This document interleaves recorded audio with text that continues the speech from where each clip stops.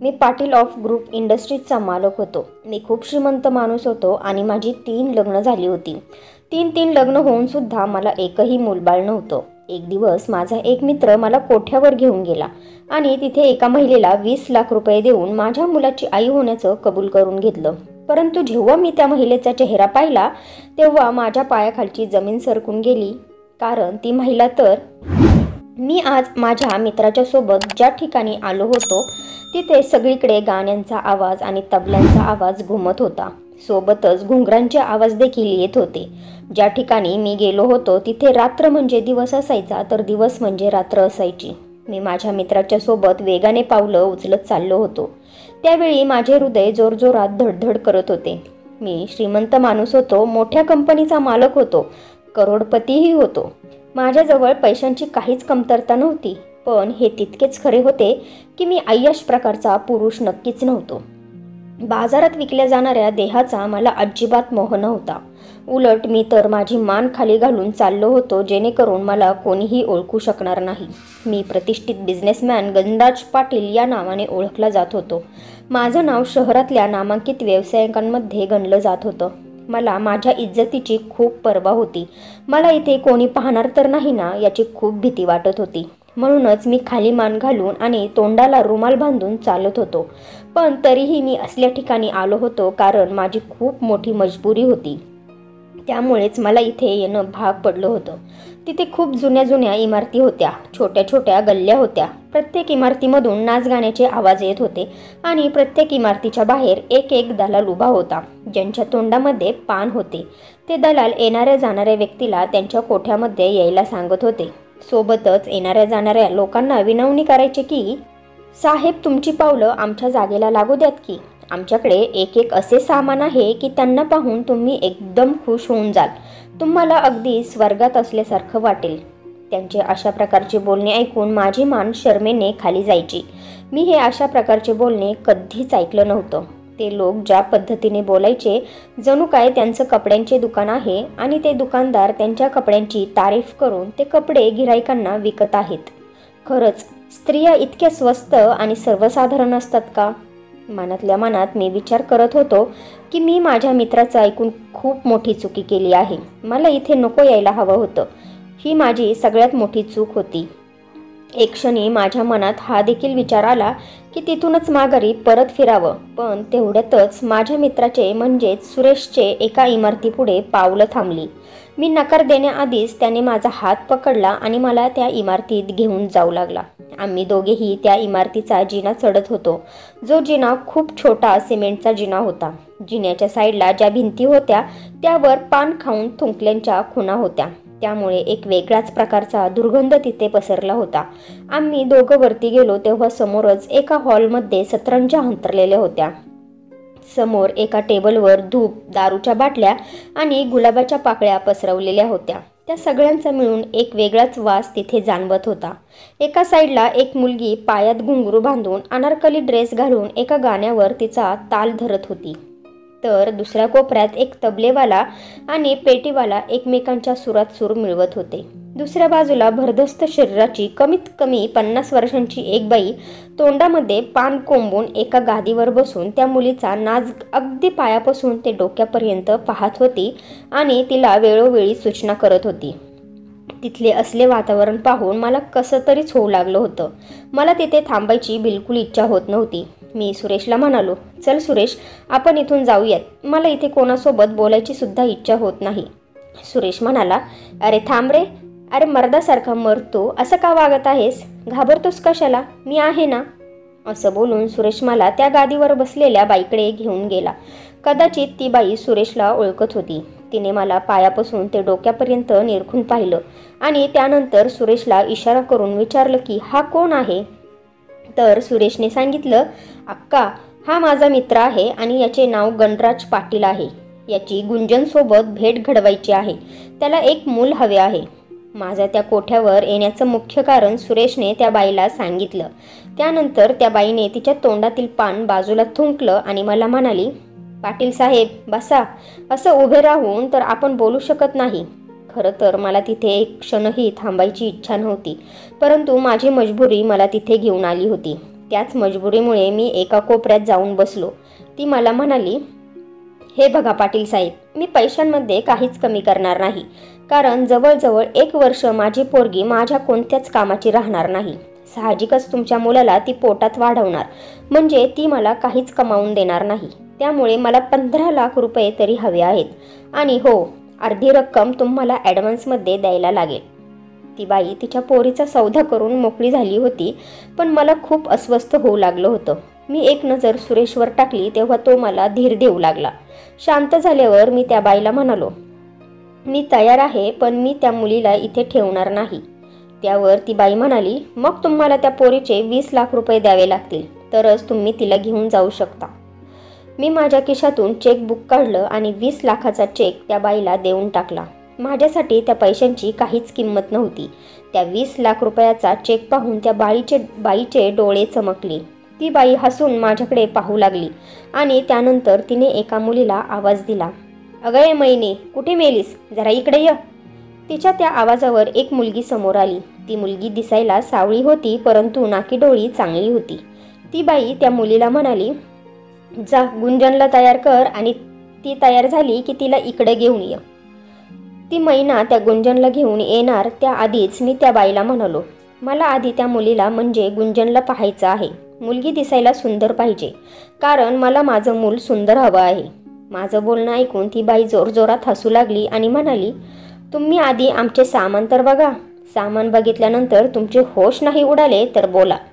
ए मैने, या पाटील साहेबांना गुंजनच्या खोलीत घेऊन जा आणि त्यांची भेट घडव. त्यावर ती मैना मला म्हणाली की पाटील साहेब माझ्यासोबत चला. मैना हे बोलताच मी तिच्या मागे मागे जाऊ लागलो. त्यानंतर ती मैना मला एका खोलीच्या बाहेर सोडून गेली.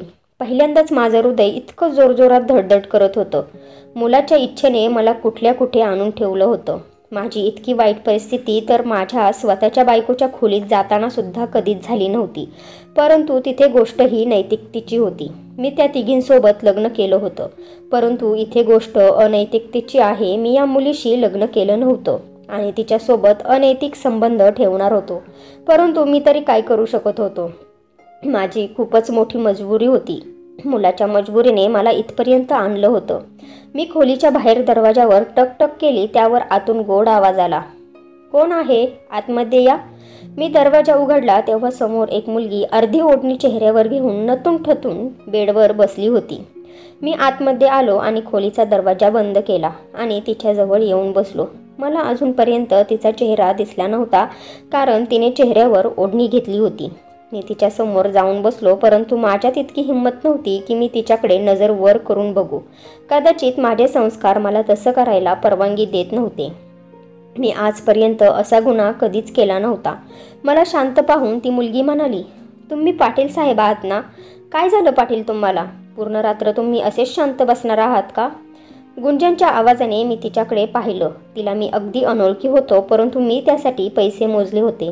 त्यानंतर खूप मुश्किलने मी तिच्या डोक्यावरील ओढणी वर केली आणि जसं माझं लक्ष तिच्या चेहऱ्यावर गेलं, माझी तर शुद्धच हरपली. मी तिच्याकडे डोळे मोठे मोठे करून आश्चर्यचकित होऊन पाहू लागलो, कारण ती मुलगी तर मी एक श्रीमंत प्रतिष्ठित बिझनेसमॅन होतो. पाटील ऑफ ग्रुप इंडस्ट्रीजचा मालक होतो. वडिलोपार्जित करोडो संपत्तीचा एकुलता एक वारीस होतो.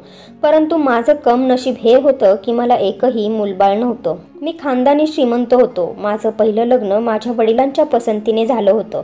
माझी पहिली बायको माझ्यापेक्षा 5 वर्षांनी मोठी होती, पण ती स्वभावाने खूप चांगली होती. आमच्या लग्नाला 10 वर्ष झाली तरी आम्हाला मूलबाळ झालं नाही. मी माझ्या पहिल्या बायकोचे खूप इलाज केले, खूप सारे डॉक्टर केले, परंतु तरी देखील त्याचा काहीच उपयोग झाला नाही. बायकोसोबतच मी माझ्याही सगळ्या टेस्ट केल्या होत्या, पण माझ्यामध्ये काहीच कमी नव्हती. माझ्यामध्ये काहीच दोष नव्हता, तर दोष माझ्या बायकोमध्येच होता. ती एक वान स्त्री होती. मी माझ्या बायकोला म्हणालो होतो की मला मूल हवं आहे आणि त्यासाठी मला दुसरे लग्न करायचं आहे. हे ऐकून तिला खूप दुःख झाले होते. ती खूप रडली होती, परंतु आम्ही मजबूर होतो, कारण इतक्या करोडांच्या प्रॉपर्टीला वारस तर हवा होता ना. त्यामुळे तिने मला दुसरे लग्न करण्यास परवानगी दिली आणि नंतर असेच दिवस भराभरा जाऊ लागले. मी माझ्या प्रत्येक बायकोसोबत 5-5 वर्ष घालवली, परंतु मला मूल होत नव्हतं. पहिल्या बायकोसोबत 10 वर्ष आणि नंतर उरलेल्या 2 बायकांसोबत 5-5 वर्ष अशी एकूण 20 वर्ष मी माझं लग्नाचं आयुष्य घालवलं. आणि आता माझं वय 40 वर्ष झालं होतं. माझे पहिले लग्न माझ्या 20व्या वर्षातच झालं होतं. मी माझ्या प्रत्येक बायकोचे उपचार करून करून थकलो होतो.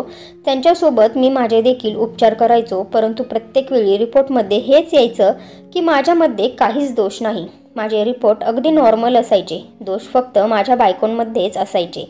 कधी कधी मला ही गोष्ट पटायची देखील नाही. मी विचार करायचो की माझ्या एका बायकोमध्ये दोष असू शकतो, परंतु माझ्या 3 बायकांमध्ये दोष कसा असू शकतो. आणि आता मी 4थे लग्न करू शकत नव्हतो, कारण की आमच्या कुटुंबात म्हणण्यापेक्षा आमच्या गावात अशी पद्धत होती की जर एखाद्याने 3 पेक्षा जास्त लग्न केली तर पूर्ण गाव त्याला आणि त्याच्यासोबत पूर्ण कुटुंबाला वाळीत टाकतो, त्याच्याशी कोणतेही संबंध ठेवत नाही.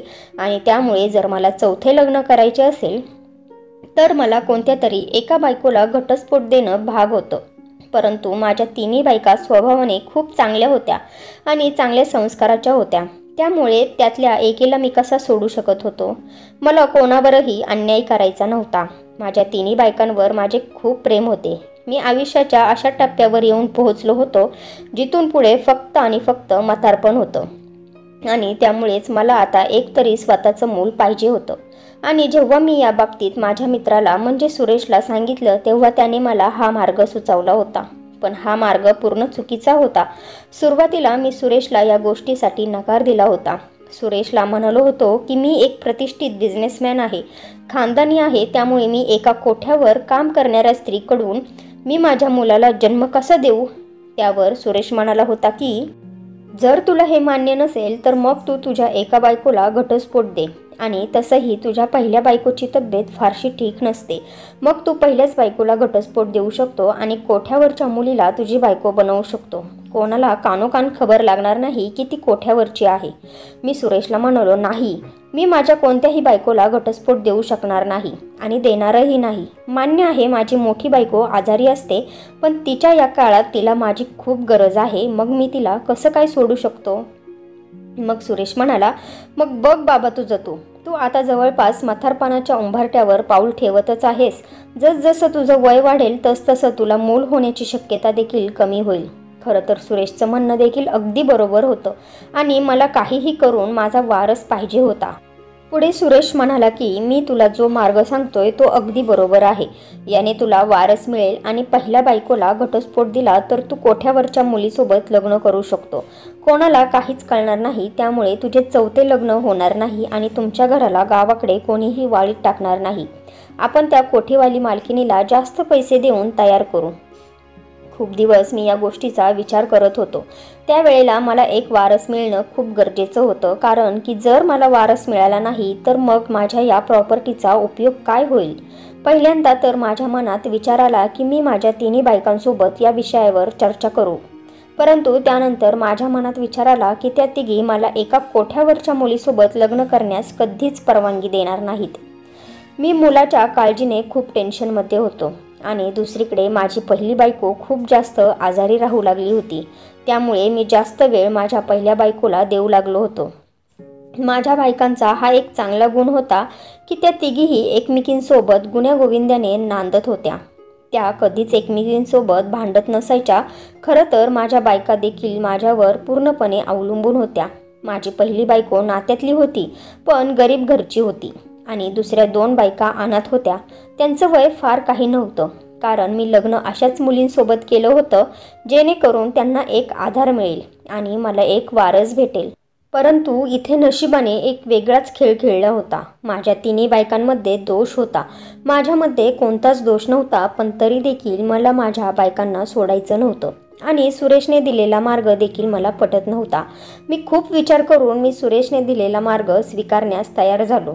मी विचार करू लागलो की सुरेशने सांगितलेला हा एकमेव मार्ग योग्य आहे आणि त्यामुळेच मी सुरेशसोबत त्या कोठ्यावर पोहोचलो होतो. परंतु जेव्हा मी त्या मुलीला पाहिलं तेव्हा मला खूप मोठा धक्का बसला होता. तिला पाहता क्षणी मी त्या खोलीतून बाहेर निघालो आणि मग त्या कोठ्यात एक क्षणभरही थांबलो नाही. सुरेश मला जोरजोरात आवाज देत होता.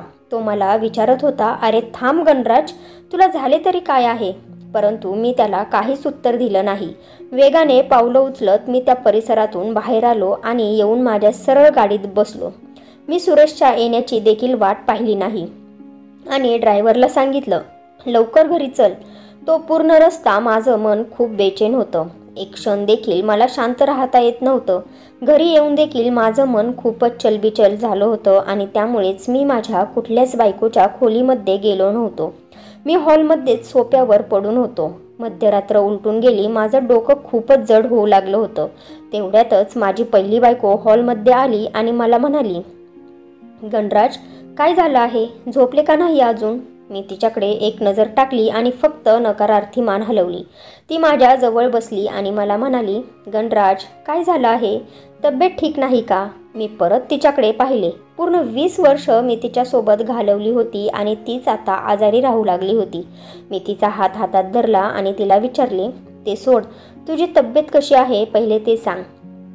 ती म्हणाली, आता माझ्या जगण्याची आशा संपत चालली आहे. कॅन्सरमुळे माझे शरीर आता हळूहळू माझी साथ सोडत आहे आणि हे तुम्हाला देखील ठाऊक आहे. मला माहिती होतं की ती आता काही महिन्यांची सोबती आहे आणि त्यामुळेच मी आता माझा पूर्ण वेळ तिच्यासोबतच घालवत होतो.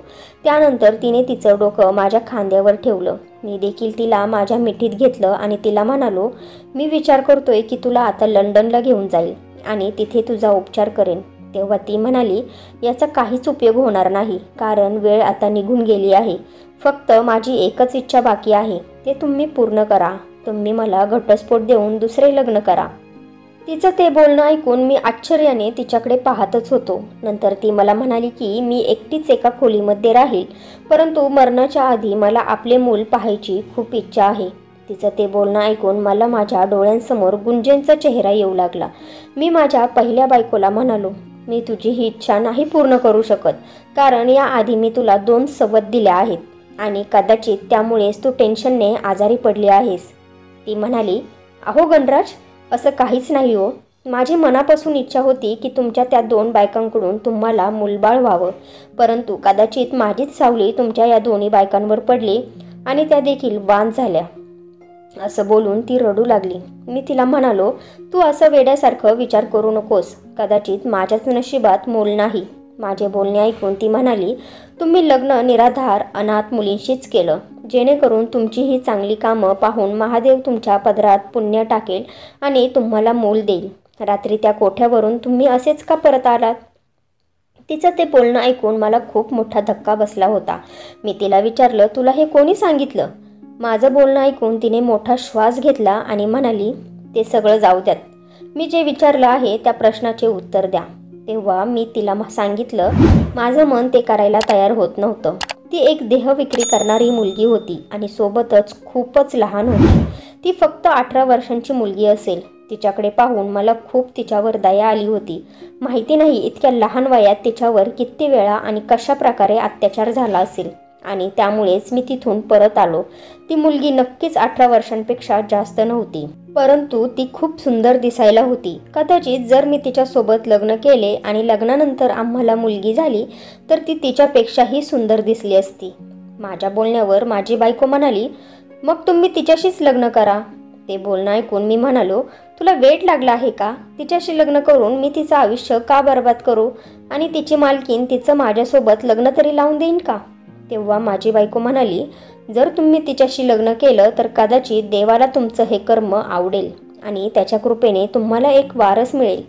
माझ्या बायकोचे ते बोलणं ऐकून मी शांत झालो होतो.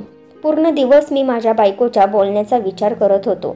त्यानंतर मी एक निर्णय घेतला की मी त्या मुलीसोबत लग्न करेन. न जाणो जर देवाला माझे हे कर्म पसंत पडलं आणि त्याच्याच कृपेने मला मूल झालं तर आणि सोबतच ती मुलगी देखील त्या कोठ्यातून मुक्त होईल.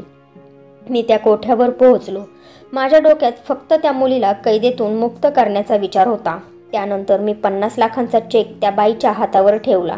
तेव्हा ती बाई एकदा त्या चेककडे पाहायची तर एकदा माझ्या चेहऱ्याकडे पाहायची आणि मग ती बाई थोड्या वेळाने मला म्हणाली, पाटील साहेब, एवढी मोठी रक्कम का? त्यावर मी तिला म्हणालो, मला गुंजनसोबत लग्न करायचं आहे आणि त्यानंतर तिचा या कोठ्याशी काहीही संबंध नसेल. ती बाई खरं तर पैशांची लालची होती, त्यामुळे तिने लगेचच माझा तो प्रस्ताव मान्य केला. त्यानंतर मी माझ्या पहिल्या बायकोच्या इच्छेखातर तिला घटस्फोट दिला आणि मग माझी पहिली बायको माझ्याच घरात एका खोलीमध्ये राहू लागली. मी तिच्यासमोर कधीच जात नव्हतो, परंतु तिच्या प्रत्येक गोष्टीची मी काळजी घेत होतो. तिचे घरातच उपचार चालू होते. मी थोड्या लोकांच्या उपस्थित गुंजनसोबत लग्न केलं आणि त्यानंतर मी तिला माझ्या घरी घेऊन आलो. ती तिचे मोठे डोळे करून माझं घर पाहू लागली आणि मला म्हणाली, पाटील, हे सगळं तुमचं आहे? तुम्ही तर खूपच श्रीमंत आहात. माझ्या आणि तिच्या वयामध्ये खूप अंतर होतं, त्यामुळे तिचं ते बोलणं ऐकून मला खूप वाईट वाटत होतं. त्यानंतर मी तिची माझ्या इतर बायकांसोबत ओळख करून दिली. त्यानंतर मी माझ्या एका बायकोला सांगितलं की हिला माझ्या खोलीत सोडू नये आणि त्याप्रमाणे माझ्या एका बायकोने तिला माझ्या खोलीत नेलं. मी रात्रभर हॉलमध्ये बसून सिगारेट पीत होतो. माहीत नाही का मला माझ्या खोलीत जाण्याची इच्छाच होत नव्हती. माझ्या इतर 3 बायकांच्या आयुष्यात येणारा मी एकमेव पुरुष होतो, परंतु ही मुलगी तशी नव्हती. माहीत नाही माझ्या आधी हिच्या आयुष्यात किती पुरुष आले होते आणि अशा कोट्यातल्या एखाद्या स्त्रीला स्वतःची बायको म्हणून स्वीकारणं ही सोपी गोष्ट नव्हती. परंतु मुलाच्या आशेने मी हे कडू औषध प्यायला देखील तयार होतो. मला वाटत होतं की कदाचित माझं हे कर्म देवाला नक्की आवडेल आणि मग मी हिम्मत करून माझ्या खोलीत गेलो. परंतु त्यावेळी गुंजन झोपलेली होती. खरं तर ती खूपच लहान होती. माझ्या सगळ्या बायकांमध्ये गुंजन खूपच लहान मुलगी होती. मी तिच्याकडे एक नजर टाकली आणि त्यानंतर मी देखील झोपून गेलो. सकाळ झाली तेव्हा गुंजन माझ्याकडे एकटेक पाहत होती. कदाचित मी रात्रभर तिच्याशी काहीच बोललो नाही, काहीच केलं नाही, त्यामुळेच ती माझ्याकडे असे पाहत होती. मी तिला म्हणालो, फ्रेश हो आणि नाश्ता करून घे. तू रात्रीसुद्धा नीट जेवली नाहीस. एवढं बोलून मी त्या खोलीतून बाहेर पडलो. थोड्या वेळाने गुंजन देखील बाहेर आली.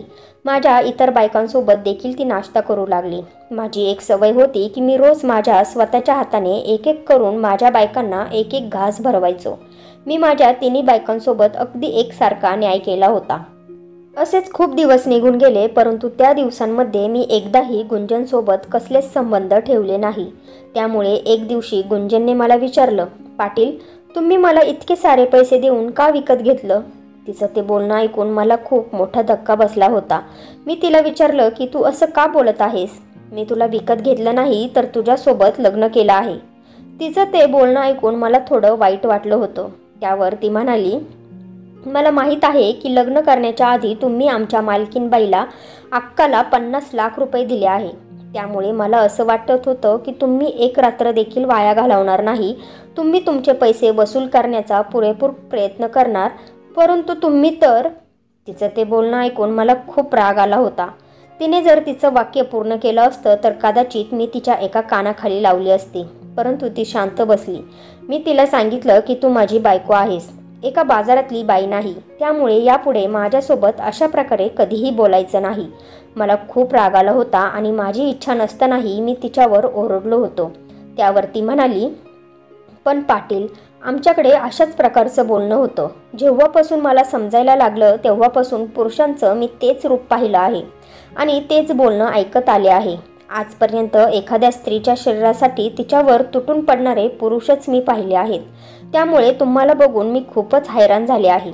तुम्ही एकमेव पुरुष असे आहात ज्यांनी माझ्यासाठी एवढी मोठी रक्कम मोजली आहे, परंतु पहिल्या रात्री तुम्ही मला अगदी शांतपणे झोपू दिलं आणि त्यामुळेच मी खूप हैराण आहे. कारण अगदी फणफणलेल्या तापात देखील एकाही पुरुषाने माझ्यावर दया दाखवली नव्हती. ते एवढ्या तापात ते माझे शरीराचे लचके तोडायचे. त्यांचे एकच म्हणणे असायचे की तुझ्या तापामध्ये तुझा इलाज करण्यासाठी आम्ही तुझी किंमत भरली नाही. बोलताना तिच्या डोळ्यात अगदी अश्रू वाहत होते. त्यानंतर तिने तिच्या एका बाजूला ड्रेस वरती केला तेव्हा तिच्या शरीराचा तो भाग सिगारेटच्या चटक्यांनी अक्षरशः भाजला होता. ते पाहून मी माझे डोळे घट्ट बंद केले होते. ती म्हणाली, बघा पाटील, पुरुष माणसं माझ्यासोबत हे अशा प्रकारचं कृत्य करतात.